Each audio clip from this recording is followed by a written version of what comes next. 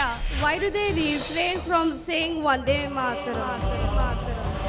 112 years old guy got married, 13-year-old girl, Sapaya.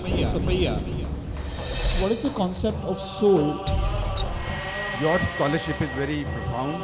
I would like to be benefited by it. That if you have any questions regarding Islam and comparative religion, this is the opportunity to question.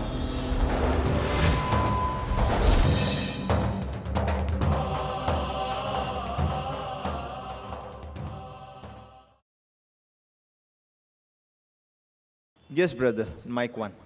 Assalamualaikum, Zakir Bhai. I've been introduced to you by my sir, Nasir Sir Guru, who is a teacher by profession.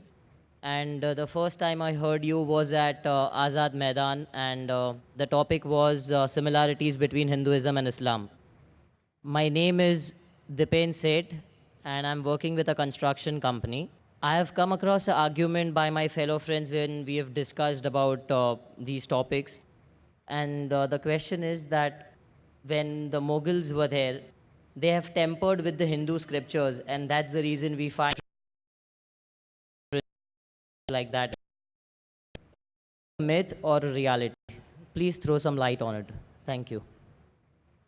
Brother, that's a very good question. That when the Mughals came to India, they tampered with the Hindu scriptures. Is it a myth or is it a reality? As far as my study goes, it is a myth. There are some things what the Hindus said did come into the scripture. For example, the word Hindu. The word Hindu doesn't exist in any of the Hindu scriptures before the Arabs came to India. Hindu is actually a geographical definition. The word Hindu was first used by the Arabs. When they came to India, they say Hindi. Even now today when I go to Saudi, they call me Hindi. I'm a Hindi. Hindi means it's a geographical definition for people living in the land of the Indus Valley.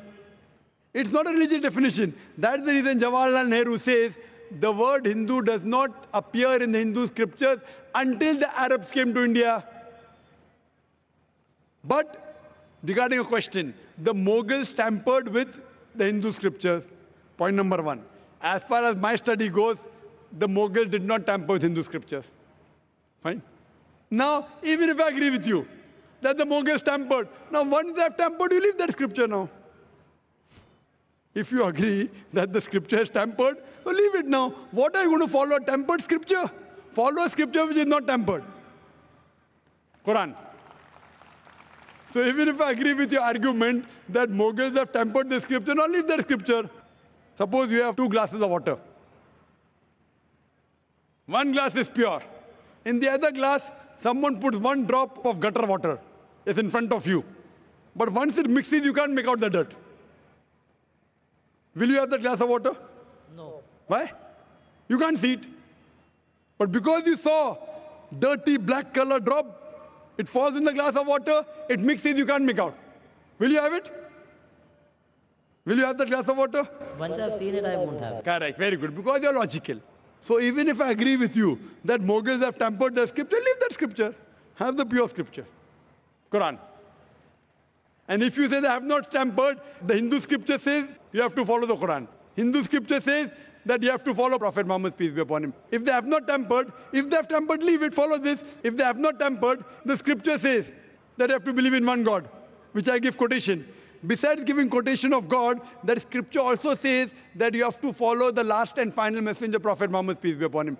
I can give you quotations from the Hindu scriptures talking about the coming of Muhammad sallallahu alaihi wasallam. If you read the Hindu scriptures, Bhavishya Purana, Parva 3, Khanda 3, Adhyay 3, Shlokas 5 to 8, it talks about Muhammad sallallahu alaihi wasallam. Bhavishya Purana, Parva 3, Khanda 3, Adhyay 3, Shlokas 10 to 27 talk about Muhammad sallallahu alaihi wasallam. If you read the Kuntap Suktas, Atharva Ved, book number 20, hymn number 127, verse number 1 to 14, talk about Muhammad sallallahu alaihi wasallam. If you read Atharva Ved, book number 20, hymn number 21, verse number 6, Atharva Ved, book number 20, hymn number 21, verse number 7, talking about Muhammad sallallahu alaihi wasallam. Rig Ved, book number 1, hymn number 53, verse number 9, it talks about Muhammad sallallahu alaihi wasallam. If you read the Sam Ved, Agni, mantra number 64, talks about Muhammad sallallahu alaihi wasallam. Even Muhammad sallallahu alaihi wasallam is mentioned by name. He is called as Ahmad, the one who praises in Sam Ved. Uttarchik, mantra number 1500. In Samved, Indra, chapter number 2, mantra number 152. In Yajurved, chapter number 31, verse number 18. In Rigved, book number 8, hymn number 6, mantra number 10. In Atharva Ved, book number 8, hymn number 5, mantra number 16. Atharva Ved, book number 20, hymn number 126, mantra number 14. He's even mentioned by name as Muhammad. He is called as Nara Shansa. Nara Shansa means, Nar means man. Shansa means prashansa, praise. One who is worth praising, the praiseworthy. If you translate Nara Shansa into Arabic, it becomes Muhammad. He is mentioned by name Muhammad as Nara Shansa in several places. Rigved, book number 1, hymn number 13, verse number 3. Rigved, book number 1, hymn number 18, mantra number 9. Rigved, book number 1, hymn number 106, mantra number 4. Rigved, book number 1, hymn number 142, mantra number 3. Rigved, book number 2, hymn number 3, mantra number 2. Rigved, book number 5, hymn number 5, mantra number 2. Rigved, book number 7, hymn number 2, mantra number 2. Rigved, book number 10, hymn number 182, mantra number 2. Yajurved, chapter number 20, verse number 37. Yajurved, chapter number 21, verse number 31. Yajurved, chapter number 21, verse number 55. Yajurved, chapter number 20, verse number 37. Yajurved, chapter number 20, verse number 57. Yajurved, chapter number 28, verse number 2. Yajurved, chapter number 28, verse number 19. Yajurved, chapter number 20, verse number 42. I can keep on quoting only references of Muhammad sallallahu alaihi wasallam mentioned in the Hindu scriptures. So your scriptures say that there's one God, you worship him alone, and you have to follow the last and final messenger.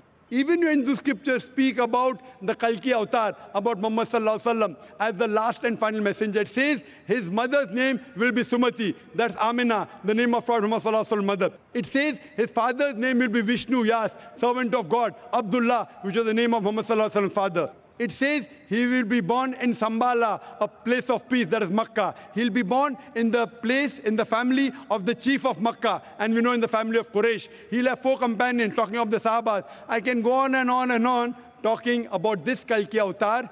He will come, he'll be the last messenger, that is Prophet Muhammad, peace be upon him. I'm asking you, brother, do you believe in one God? Yeah.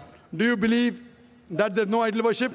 Yeah, I don't believe in idol worship after I heard your speech at Azad Mashallah. Maidan. So, I'm very clear in all those aspects and I've heard you a lot of times. So, I just had a question which was posed to me and I wanted an answer for that. So, wanted to hear that. So do you believe that Prophet Muhammad is the last and final messenger? Yeah, I do believe in La ilaha illallah Muhammad Rasulullah. Mashallah. So, yeah. Mashallah. My concept is very clear and Mashallah. May Allah reward you, brother. Thank you from the bottom of my heart that you're doing such a good work and you're clearing all these misconceptions that we all people do have. Mashallah, reward you, brother. And in Islam, if you submit your will, a person is called as a Muslim. You have Exactly. submitted your will. Exactly, sir. Sorry to interrupt you, but that's the reason when people ask me what's your religion and I speak Gujarati, and when they tell me what's your religion, I just when I heard you that the definition of a Muslim is the person who owes his will to Allah subhanahu wa ta'ala, and that's what I told him, that I'm a Muslim. So he was like shocked. So the reason why he was shocked is that I speak Gujarati, I know where I'm a Muslim or something, or come from a Muslim background family. So I was like, I'm born in whichever family it is, but then I know what is right and I've just studied that, and that's what I talk about and I preach about, and I just try to do my bit in the small pieces and bits that I can do. So thank you, brother. sir. I really Thank you, sir. appreciate, and I thank you, and may Almighty God grant you Jannah. And if you require any query, any question, you're most welcome to contact us. It's a pleasure. Thank you very much, brother. Thank you. May we have the next question from the mic?